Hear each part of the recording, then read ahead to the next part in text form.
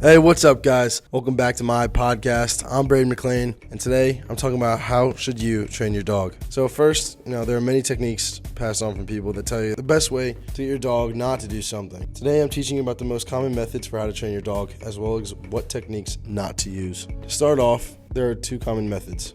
The first is the aversive-based method. The second is the reward-based method. Aversive-based training is when you use positive, punishment and negative reinforcement techniques with your dog. And reward-based methods use rewards only for the behaviors that you want your dog to follow. So aversive-based training uses techniques, make loud noises, physical corrections and harsh scoldings. It'll get your dog to act the way you want for sure. But on the other hand, there's reward-based training that you choose when to give your dog a treat if they do something good, or a belly rub, or any other dog-pleasing actions. Different experts prefer one method over the other, but in the end, it's ultimately up to you. Some people believe that a rewards-based method sets up an event sequence for your dog where they just associate you, with happy feelings when they want to do what they're told. Aversive-based methods do just the opposite, where they fear you. That fear means that your dog does what they're told to avoid unpleasant feelings. So again, in the end, it's kind of just up to you on which one you think you should do for your dog. But first, you have to understand how your dog learns. Dogs, they're like little kids. Scientists say they're close to intelligence to human 2-year-olds. Immediate consequences is all they care about. So, as they grow, they'll understand how everything works. They'll understand our words. And some intelligent breeds will respond to as many as 250 words. Yet every dog responds to the tone of our voice more than the actual words. Sometimes it feels like my dog hasn't even learned one.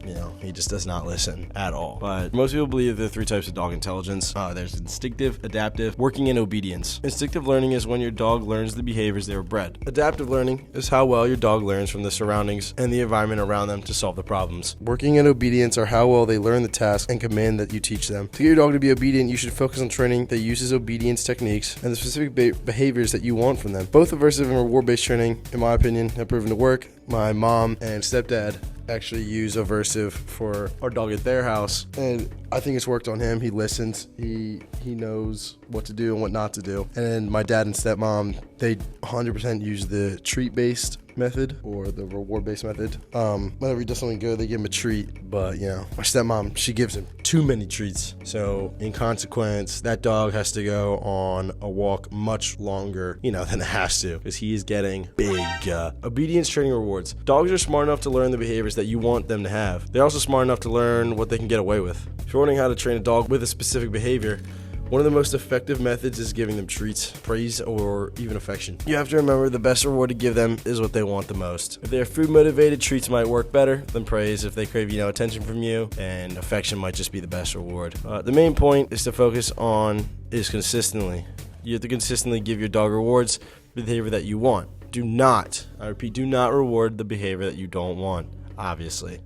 When your dog performs the behavior, they should get their reward. If you ask them to lie down and don't give them a treat until they stand back up, they become confused and they won't know which behavior this reward was for. So make sure that you get it right. Then also control consequences effectively. When you are using reward-based training, your dog needs to understand that there are consequences for behaving in a way that you don't like. Here, the consequences are to withhold their reward when they do something bad. Say, for instance, your dog likes to jump up to people when they come in the house. To train them not to jump at you, do not give them a treat or give them any sort of attention if they jump up. You should just turn around, walk back out the door, and continue doing this until the dog doesn't jump up. You should keep it a treat in your hand while you do this. When the dog doesn't jump, give them the treat. And repeat the task until your dog doesn't jump up when you come in. You should try this with all the people that your dog gets excited to see when they come in your house. This ensures that they give your dog the treat for the correct behavior.